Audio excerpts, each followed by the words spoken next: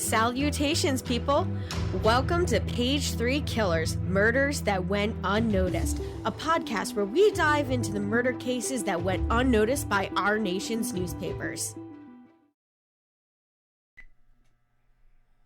Hi, Shay. Hi, John. Hello, everyone. Hi, guys. Welcome back. Welcome to Page 3 Killers, Murders That Went Unnoticed, Season 3, Episode 2, Alexander Elistratov, or Elistratov, or something. Elistratov, yes. A.K.A. the bloody taxi driver. And if you guys haven't noticed already, it is a Russian episode, so lots of Russian names that we're going to butcher very badly. We're going to be going very slow. Yes. In fact, our intro notes says the names. Oh, God, the names. Be prepared for the mispronounced names. All of the mispronounced. For all. Yeah. So, like I said, this guy is... We'll be referring to him as Alexander probably more often than not. Yeah, we're gonna try to stick with the names that we know. All right, but we're gonna apologize ahead of time for any really bad mispronunciations. We're not Russian. We don't speak Russian. Yeah, but we're gonna try our best. So, well, that's the cool thing about Russian. It's usually just it's pretty phonetic. Do you think we can? It's just they string together some strange sets of syllables. Yeah. Do you think we could just sort of like mumble our way through and just make some like guttural we're gonna have to, because there's some street names and oh goodness gracious. Yeah. So this case is gonna take us to 2005 to 2007 when he was active. I mean, I'm not shocked that this guy was able to do what he did, but I'm certain that life probably sucks right now for him. Definitely. I guess they don't have the gulag anymore, but Well, I mean, Polar Owl Colony, like. Then he's in Siberia. Yeah. He's chilly. Yeah, he's a little cold, and I don't think they give you winter parkas in prison, do they? Probably not. Probably not. It's Russia. Who knows? So before we move into our case, just a couple of shout outs to our favorite peeps, our patrons on Patreon. So huge thank you to Chelsea Hargrett, Christy Bryson, and Stacey Fragale. Thank you guys so much for donating on Patreon. We appreciate your guys' support. If anybody else out there wants to support the podcast, you can hit us up on Patreon and support us for a little as $1 a month. And other than that, you can always like, share, and subscribe, which is free. And I did see our numbers on YouTube ticked up a little bit. Oh, snap. Yeah. People listening to us on YouTube. And I think on Facebook we have about 186 followers now. Whoa. We're almost at 200 followers. So that kind of blows my mind. Just the fact that somebody's following me. There's like 200 people that like tune in. It's weird. Yeah, and you know what? I try not to like they're Facebook followers. They don't count. With like messages and stuff like that. Like there are some podcasts that I listen to that I get a lot of stuff on. It's called marketing, and we don't do it. Yeah. Which is why we only have 3 patrons on Patreon. Where's my drink at? You don't have one. Well, give me yours. Here you go. Brought to you by Polar. No. Polar, if you want to sponsor us, we drink a shitload of your stuff. Yeah. Go through a case a week. I don't know. Who's the parent company for Polar? Is it Coke? I think it's Coke. All right. So I chose for our news segment, we were going to do 2007 because he gets captured in 2007. So I was like, you know what? We're going to stick with 2007, make it simple. And there was also a lot of Russian news for 2007. Like, I mean, like, some of the world politics going on were a little crazy, but there was a bunch of Russian stuff. So I was like, oh, perfect. Here we go. All right, so we're going to start off with January 1st. So Bulgaria and Romania joined the European Union, while Slovenia, right, joins the Eurozone. Yeah, and all the Eurozone means is they use the euro as their official currency. As the legal tender, yeah. Yep.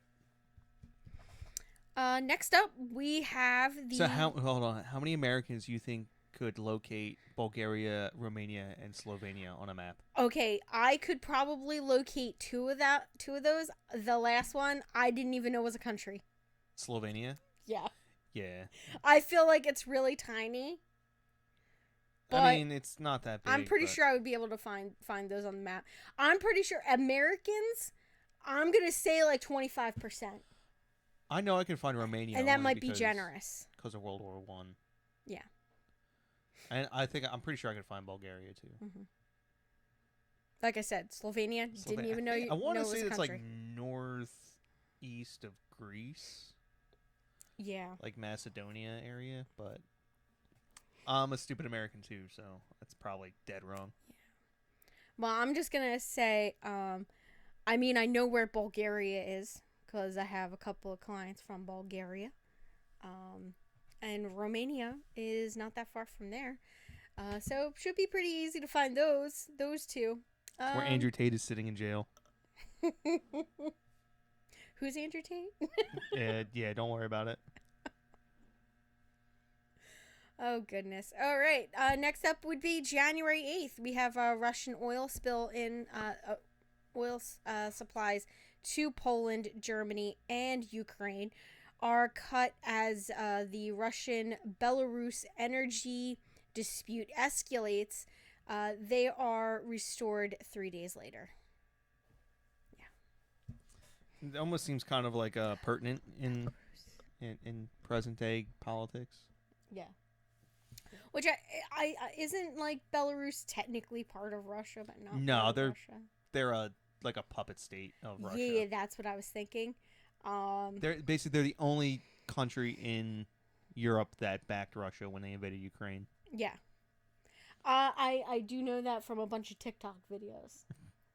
There's a guy that does like world politics in like a nutshell, and he does hilarious voices for all of them. But again, no one knows anything about Belarus either. I know.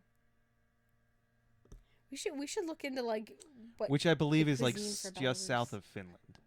Yes. Okay. Yeah. You're pretty close. Pretty close. All right. So our next one would be January 9th. So we have Apple CEO Steve Jobs introduces the original iPhone at a Macworld keynote in San Francisco, beginning a new era of smartphones with this invention. We're too old. Yeah. The fact that I kind of remember the iPhone coming out and I was just like, it'll never last. Yeah, this is too much. No one needs all of that in one device. If I want to take a picture, I will buy a camera. And if I want to make a phone call, I will buy a cell phone. Yeah.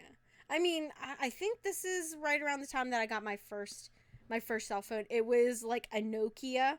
The brick, yeah. No, it was like the first one that they came out that was like smaller than the brick. And it folded.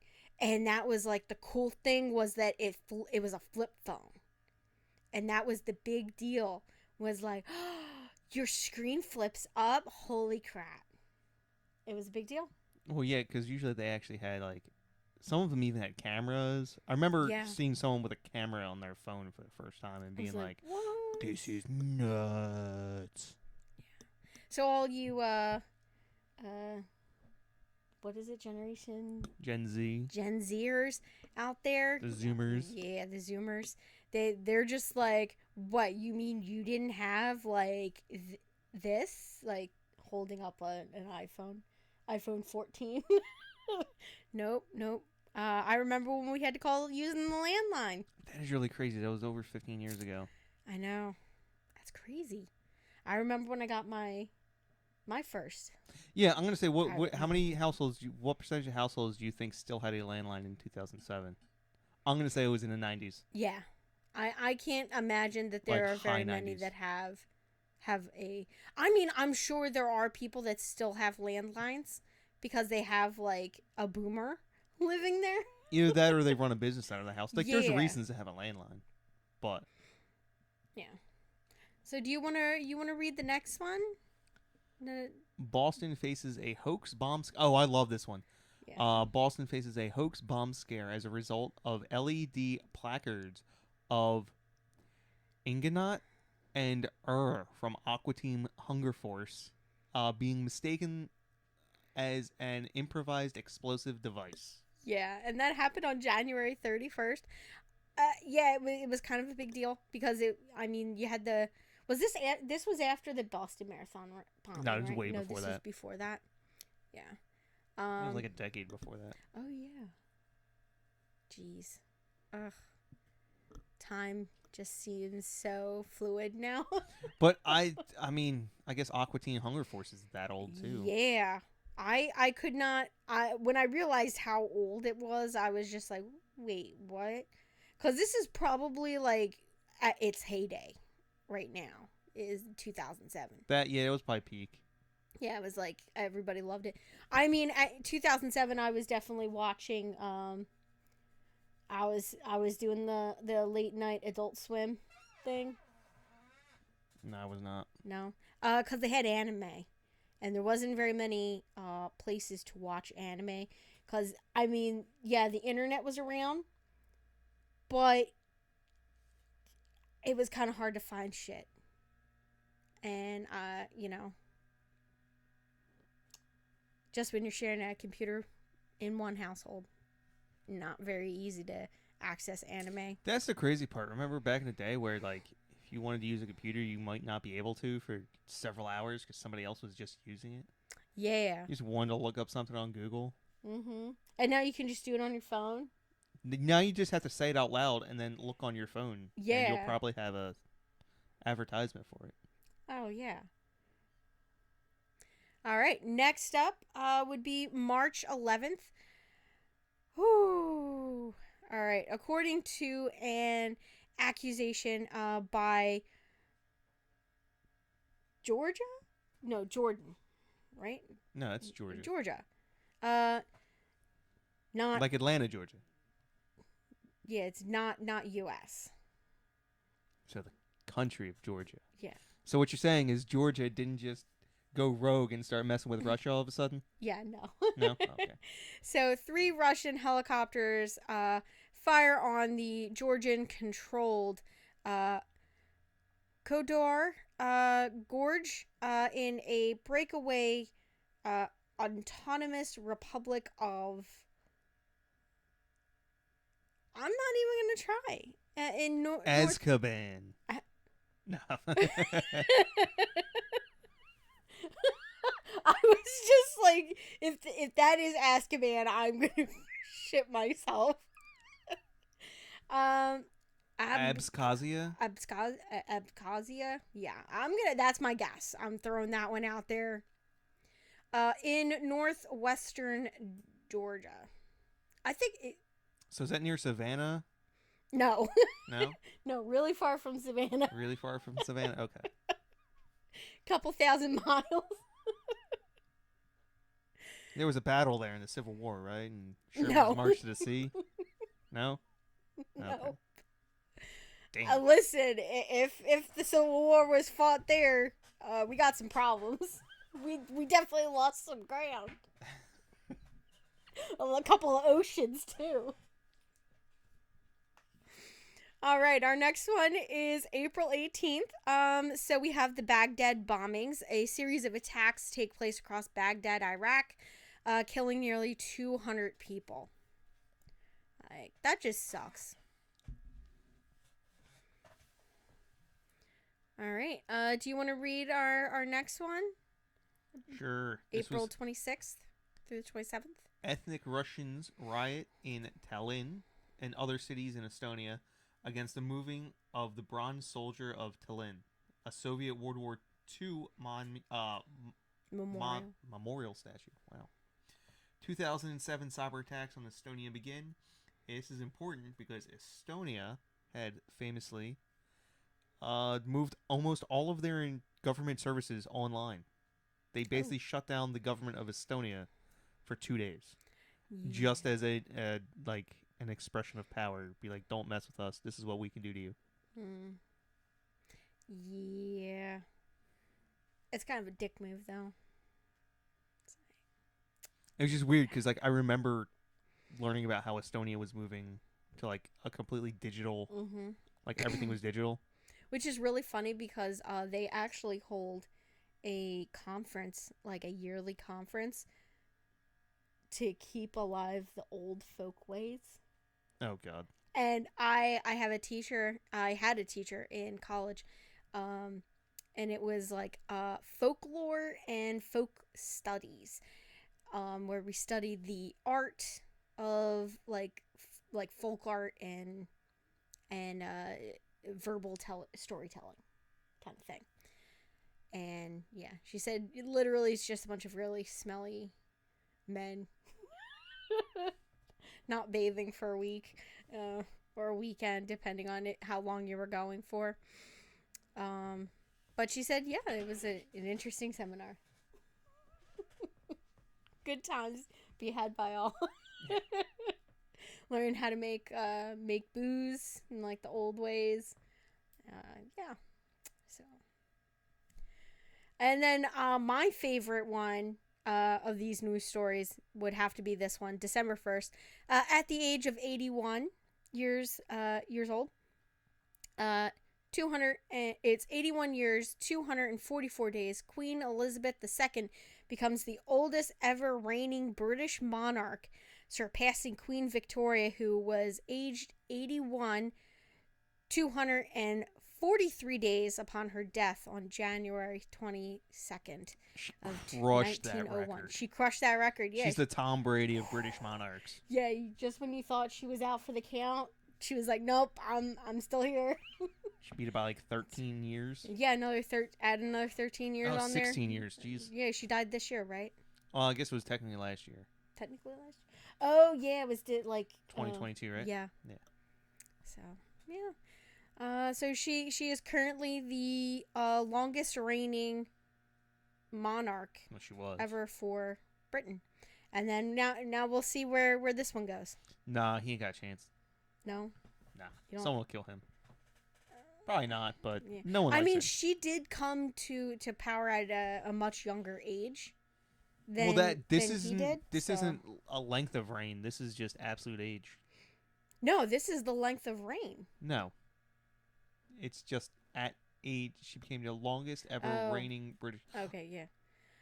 The oldest ever reigning British monarch, not the longest. Yeah. I mean, I believe she was the longest, but yeah, it's kind of beside. Because I mean, she came to power in what, the 40s? 50s, I think. 40s, 50s. Yeah, the 50s. She was probably in her late 20s or mid to late 20s. Keep on trying to think about how old was she during World War One or World War Two? She was That's all you really need to know. Right? She was cognizant. No, she was a young child. Yeah. But she was aware of what was going on during World War II, which is all you kind of really need to know. Yes. All right. So now for our CD side. All right. So February 26th, we have the International Court of Justice finds Serbia guilty of failing to prevent genocide in the oh my gosh. The word is like popping out of my head, the pronunciation for that. Srebrenica massacre, but clears it of direct responsibility and complicity in the case. Like this was like a terrible thing, that the whole thing that happened in Serbia. It was a horrible thing. Like, I'm pretty sure they still got war criminals running around from that. Sounds Serbian. Yep. Next up, this was a huge deal here in the United States. All right. So on April 16th, we have the Virginia Tech massacre. So 23-year-old Sung Hoo Chu I would get Sung Hwai Cho. Yes, that's it. Fatally shot 32 people and injured 17 others. He used 2 semi-automatic pistols to kill them and killed himself as police arrived on the scene. Yep. And then do you want to read the last one? 5 Bulgarian nurses are released from a Libyan prison after 8.5 years spent behind bars in Benghazi and Tripoli, marking the end of the so-called HIV trial in Libya. Now, do you know what that was? No, never heard of it. Okay, so I did a little research. So basically, these 5 nurses were accused of trying to infect children with the HIV virus when they gave them vaccines. Were they? No. Oh, okay. Which is why it's so crazy. It's a pretty crazy thing to look up and read about. Okay, so now we're gonna get into our topic. So Alexander was born in Olyavsk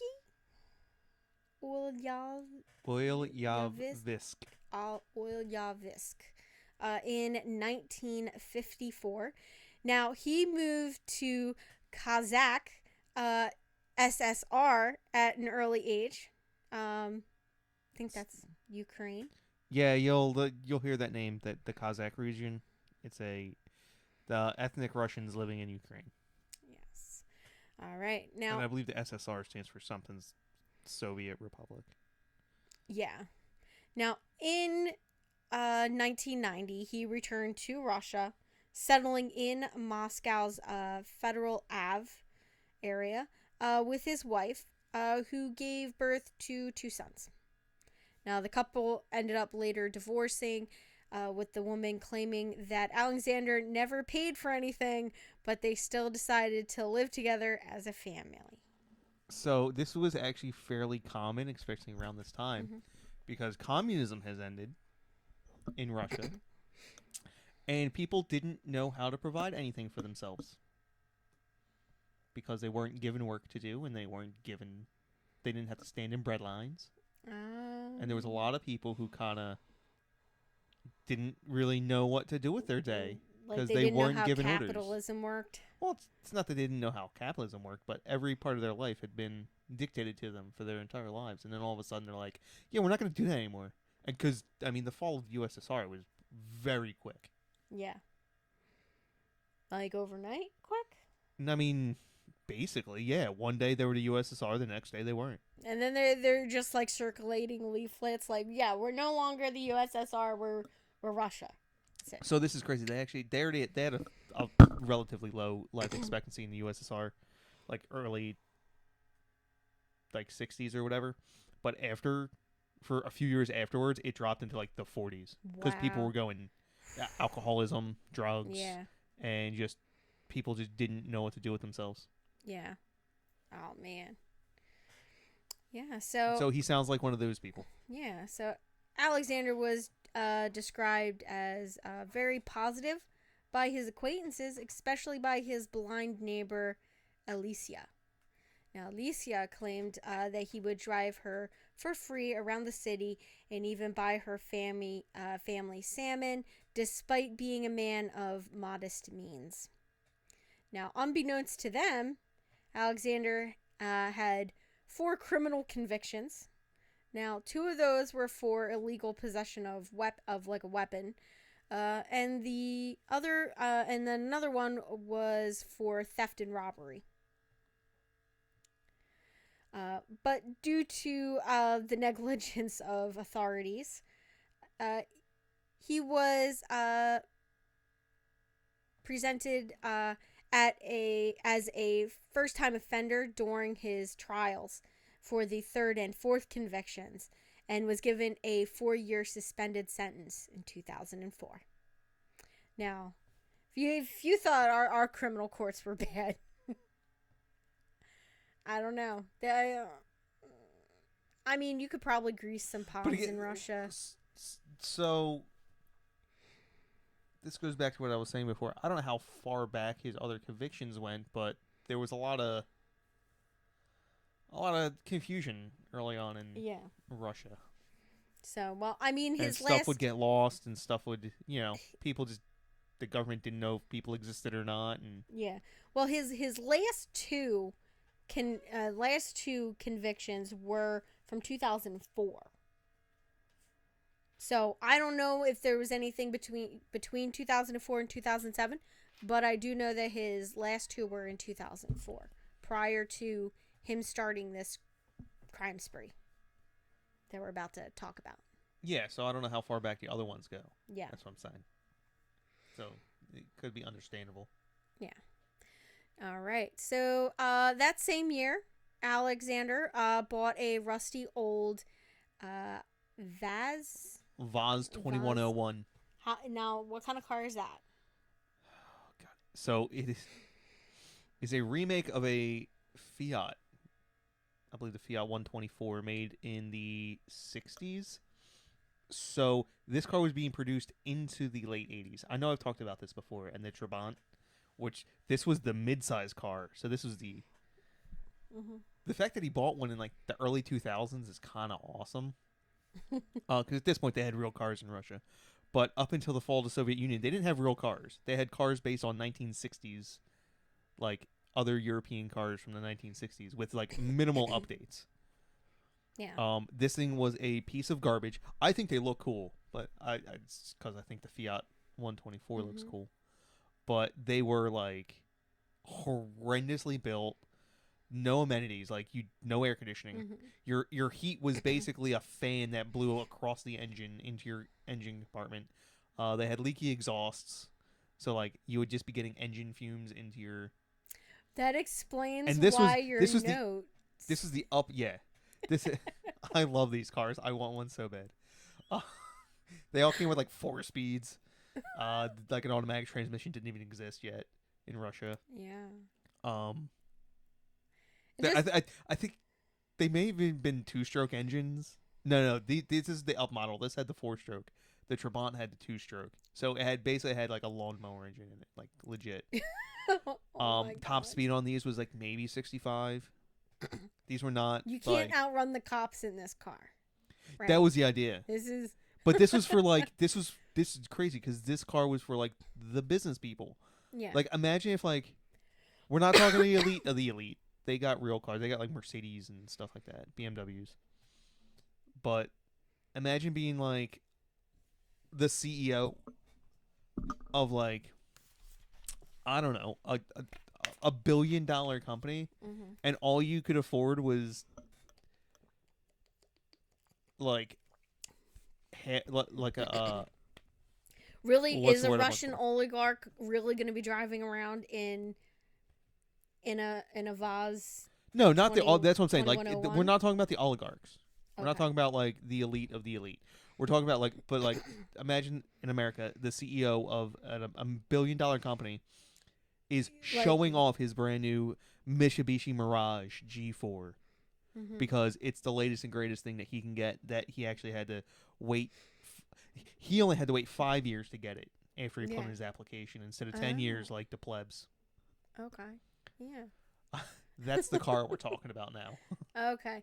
Yeah, so just for a reference for you guys, I get too excited about John's note says literally this: hilarious example of Soviet manufacturing. One step above a Trabant. Yeah, which I want a Trabant too. There's actually this guy that owns this company, and it was like a debt collection company or something like that, or it had to do something with finance or something, and he took like this huge cut in pay so that he could like boost all of his employees across the board their pay raise. Yeah. And like they're like, and what do you drive? And he's like, oh, I had this like this costed me $7,000 like total. He's like, it was like $1,500 to get it here. It was like this like little car from like Japan, They're little K And cars. he's like, yeah, that's what I drive. See, and you were And making he's fun like, of me with that Toyota Corona. yeah, because that car looks disgusting. 4-speed, Disgusting. red velour interior. Oh my God. Looks like the 70s, 80s, and 90s had a love child and it threw up. That's awesome. All right. I could have bought that today. You're lucky. It went for $3,500. It could have been mine. So, yeah, so he got that vehicle. Now, the previous owner apparently had recently died, and signing it in, what? Yeah, so apparently the previous owner had died. And he signed for it, and then I'm assuming using the dead man's name. I don't know what you meant. Yeah.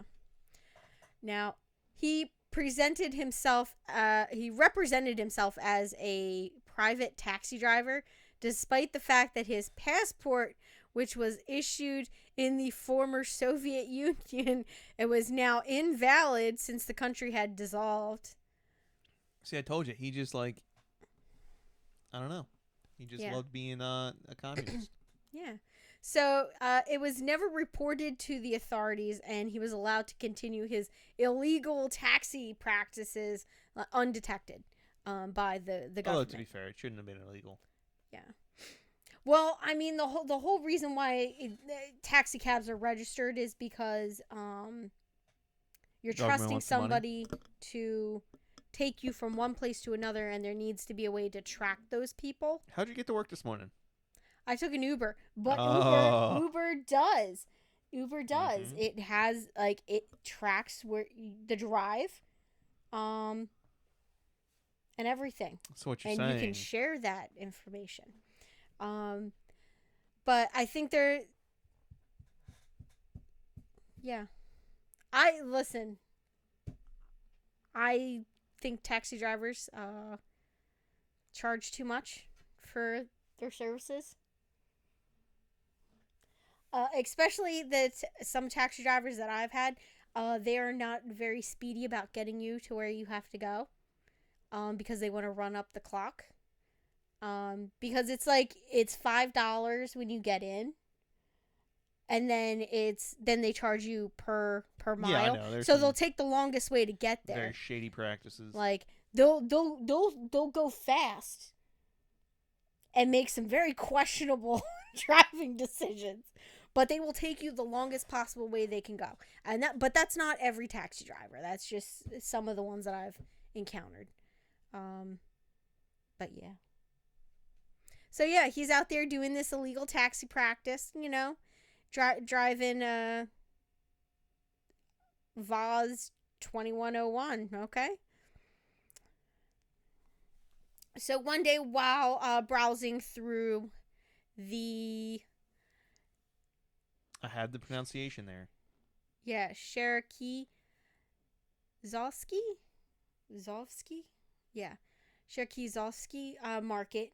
He bought himself a homemade hunting rifle, which was modified to have a short barrel.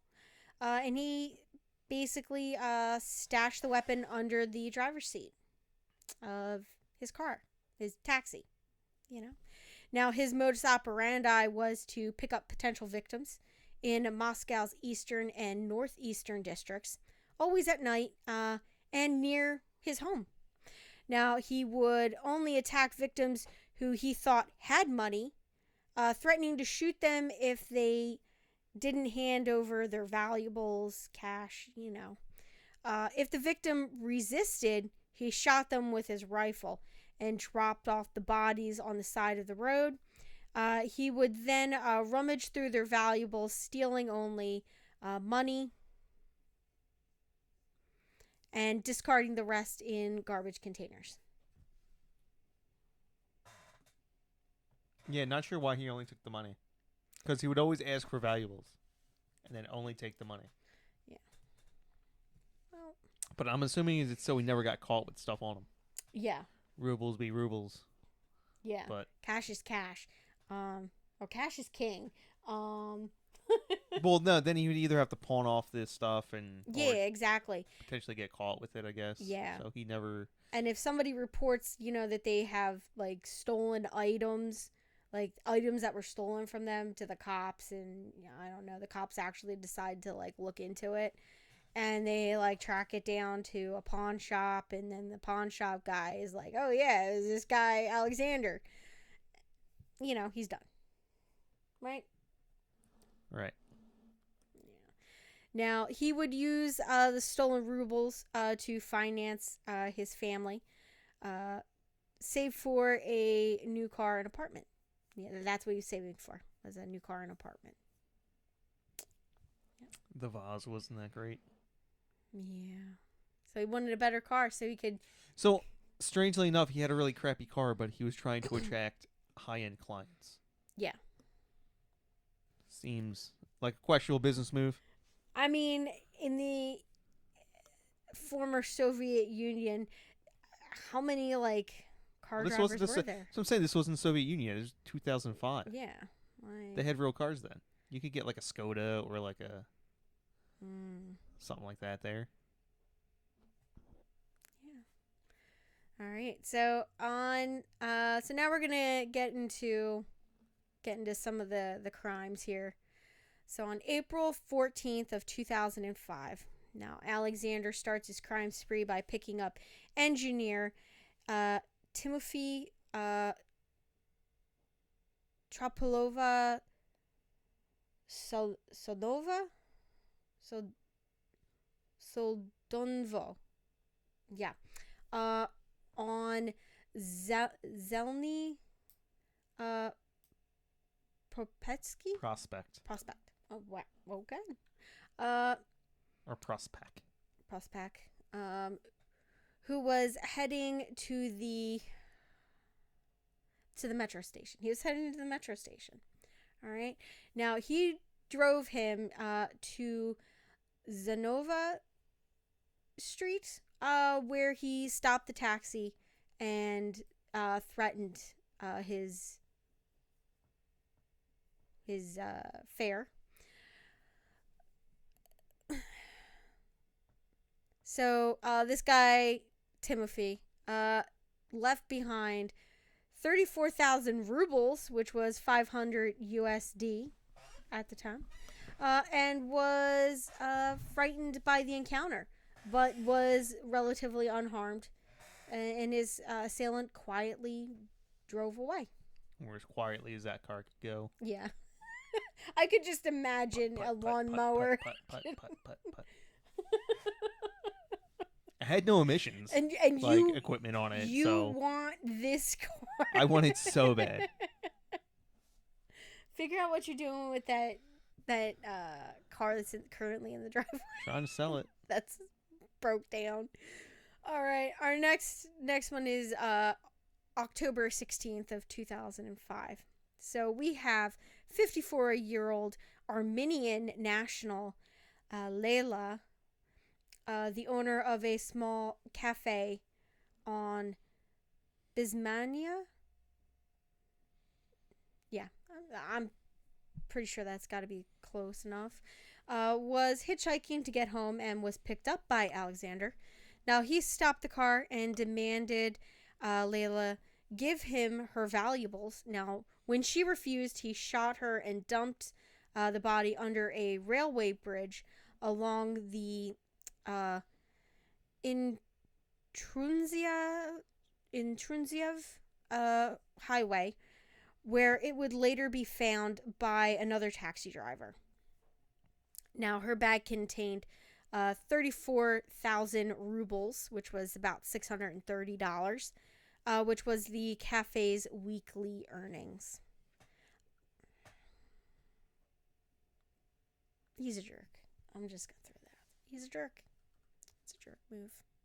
Yeah, and then killing her, that's okay. But no, taking the weekly earnings. No, killing her, I'm like, he's a jerk. Like, she was just trying to get home from work. And it's not like he wasn't going to make any money. but yeah, you're gonna kill her over $630. Like, in truth, she probably should have just gave him the money, because it's not worth your life. That frustrates me. So the next time that he pulls this is March 6th, 2006. Now, he picked up a hairdresser, Ludmila Blokina, near the Intronziev highway, driving her to Sokolina Gora, where he stopped the taxi and threatened her. So the frightened Blokina left behind all of her belongings and jumped out of the vehicle. Smart. Now, she later contacted the police, but mistakenly identified her attacker as Caucasian. You fool. Yeah. Now, Alexander at this time did have a bounty from this incident, but it was like 700 rubles, which is like $10. That's it. $10. That's all the police were willing to invest in trying to catch him, was $10. No, US. she only had about $10 on her. His bounty was $10. Oh, so he only made $10. Oh, sucks for him. I don't feel too bad about that. He got $10. Right. All right. So the next one would be May 16th of 2006. So Alexander picks up Armenian karate coach Artak Petrazane, where Artak resisted the mugging attempt. So Alexander shot him in the stomach. Basically tearing that apart. And he dumped him barely alive near the All-Russian Exhibition Center in Prospect Mira. Then drove away with the man's bag, which contained 1,000 rubles, so about $130. And some gym clothes. That's it. Now, Artak managed to crawl to the nearby railway and to alert passerbys who called an ambulance. The doctors couldn't save him, and he ended up dying of his injuries in the hospital. Now, according to the people who found him, he kept repeating something about the rubles and the Russian taxi driver who had shot him. All right. So now we got August 9th of 2006. He picks up a saleswoman, Anna Kuznetsova,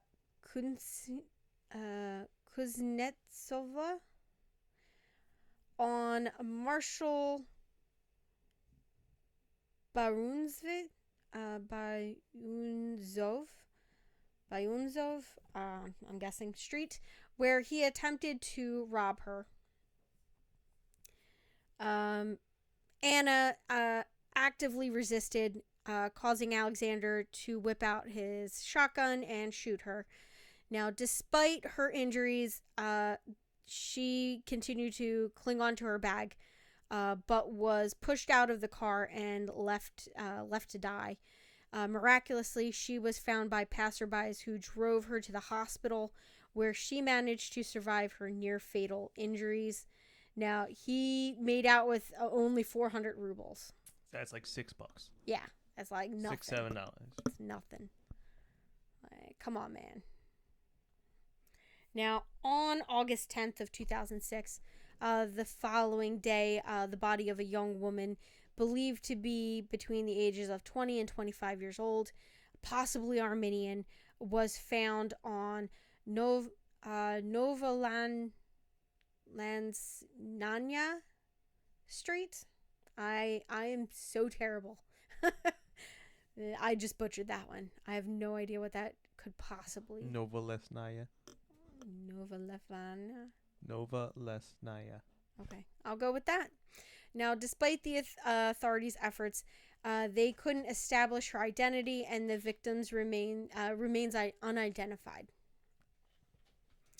Now, on October 17th of 2006, Alexander picks up a 32-year-old Marina Trentiakova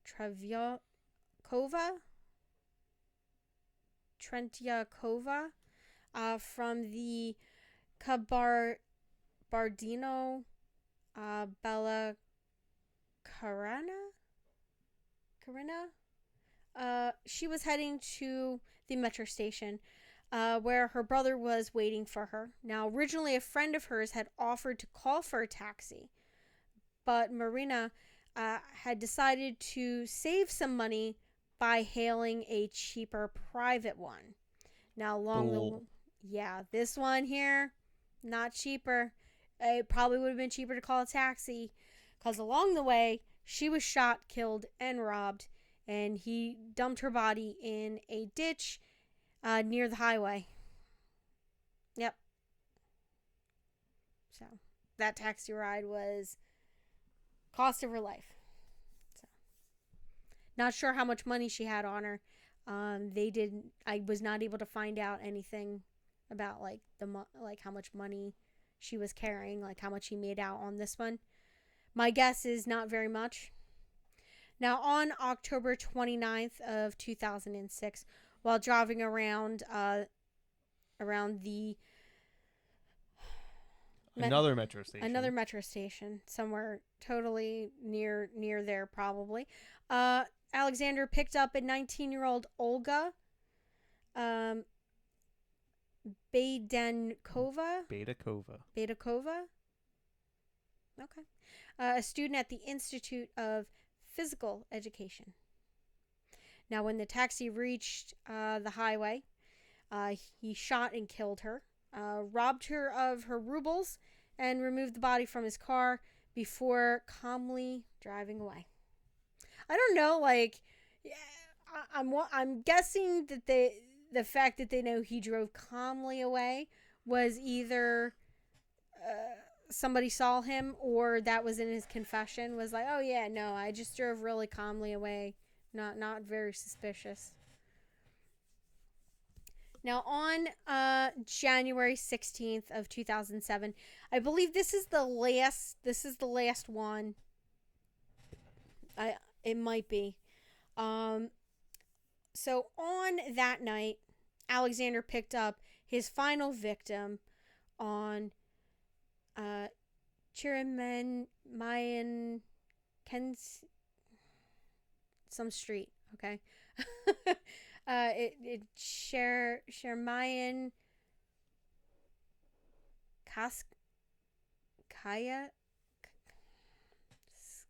Skaya Street, and that would be Audrey Zukov, the general director of a local publishing house.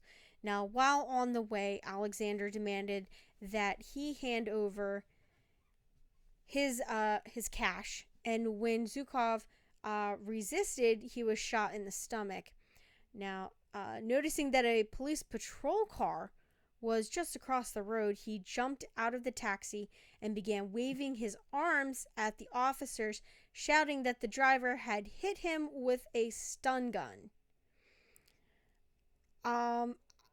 I'm not sure if he didn't realize yet that he was shot or not. But yeah, so realizing that he had just been seen, Alexander drove away in an attempt to escape, but was pursued by the officers. Now, he accidentally found himself in a dead end, so he decided he was going to try to run it. So he gets out of the car, climbs over a fence with barbed wire. Now, however, he got caught up in the barbed wire, and the police are able to arrest him on the spot.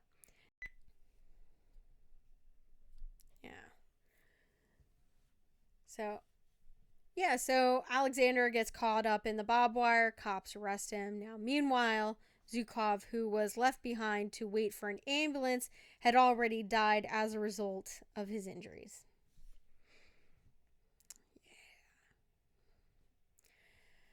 All right. So the hunt for the so-called bloody taxi driver stirred great controversy in the city, as it would later turn out that the agency could have captured the criminal much earlier and prevented much of that bloodshed. Now, a bloody newspaper was found on the body of one victim. In it, the investigators noticed that an apartment number 39 was stamped by a postman, and they subsequently checked every single apartment in the city which had that number. Now, astonishingly, they also visited the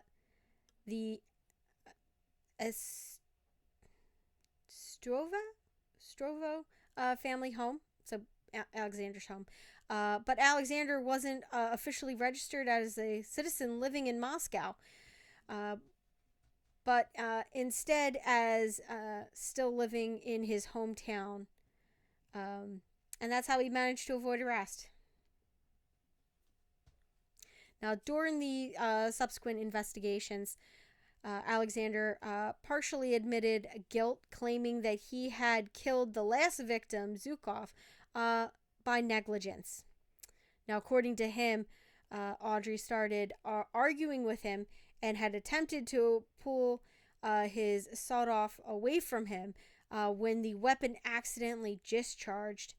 Now, however, his claims were disregarded, and not long after, several bloody samples which were found on or in his car were connected to various murder victims that he had killed inside of his taxi. So Alexander was ordered to take an examination by the Serbsky Center, where he was found to be sane and completely aware of his actions, but was determined to have an aggressive personality. I don't know. Don't say. I would think living under He's the a little USSR aggressive. might do that to people. Make them a little aggressive. I don't know. I'm sure there are very nice Russians out there. I'm sure there are. Now, during his trial, he kicked a journalist who was filming him. Now, he refused to divulge his motive for the murders, leading the Russian media to peddle various theories. Now, theories varied from ethnic hatred, as the majority of his victims were foreigners or looked like foreigners, to envy against the working class, with some claims that he prayed for his victims' souls in front of the icons in his home. Yeah, I don't know where any of that comes from. Yeah. Or maybe he just wanted some money. Yeah, I'm thinking of the financial motive, the fact that he took cash. Just Occam's razor. Yeah. I don't think anything to praying about people's souls or whatever. Listen. That's hokey. I'm pretty sure it was for the cash monies. Now, he had seen some of his future victims.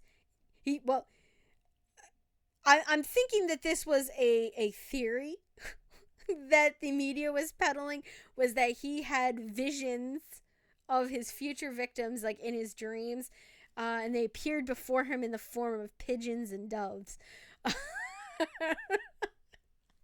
Like, what? Someone is just making up some wild nonsense. Yeah, you know what this reminds me of? Like the yellow journalism of like the early 1800s to late 1800s, where newspapers printed anything that was salacious no matter what it was. They didn't even care if they had somebody. They would just make up a name of somebody that they heard it from. It's like, we did our due diligence.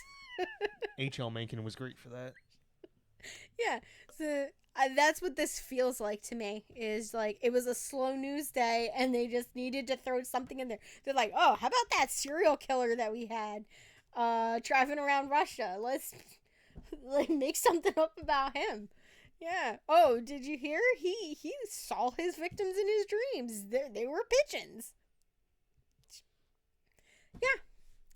So I think that's a little ridiculous. Now, and then my next note, it says, however, none of these theories were confirmed. So, yeah. Now, on March 26th of 2008, the Moscow City Court sentenced Alexander to life imprisonment with the verdict upheld by the Supreme Court of Russia. Now, he is currently imprisoned at the Polar Owl Colony. Coolest prison name ever.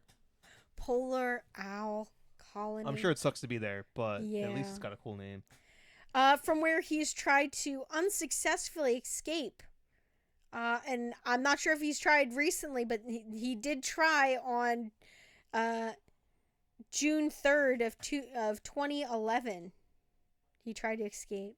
You know how much you bet it's like out in the middle of fucking nowhere, bumblefuck nowhere. Yeah. There's nothing near it. Like it's a Siberian work camp. Yeah. I mean, I'm assuming it's got polar in the name and colony. Yeah. I mean, I should have looked up where this place was. Well. But, yeah. So, I mean, I think he got what he deserved. I think life sucks very much for Alexander. But, he made out with, like, what? Maybe, like, couple $1,000. That's it. Like, even if there was, like, ones where, like, a bunch of victims that literally just ran for their lives and left everything in his vehicle, and he just took the money, like, there had to have been more. Like, we only know about the ones that reported it. Yeah. And so he probably made out with, like, maybe a couple $1,000, maybe. Although, you have to think, like, it was done over a fairly short time span in one area. There had to be, like, a lot of people who were like, this was over a 3-year period. Yeah, but that's pretty often for a serial killer. Yeah, that's true. All right, guys. Thanks for joining us tonight. We know it was a rough one. We will see you back here next week for hopefully a much better episode. Bye. Bye, guys.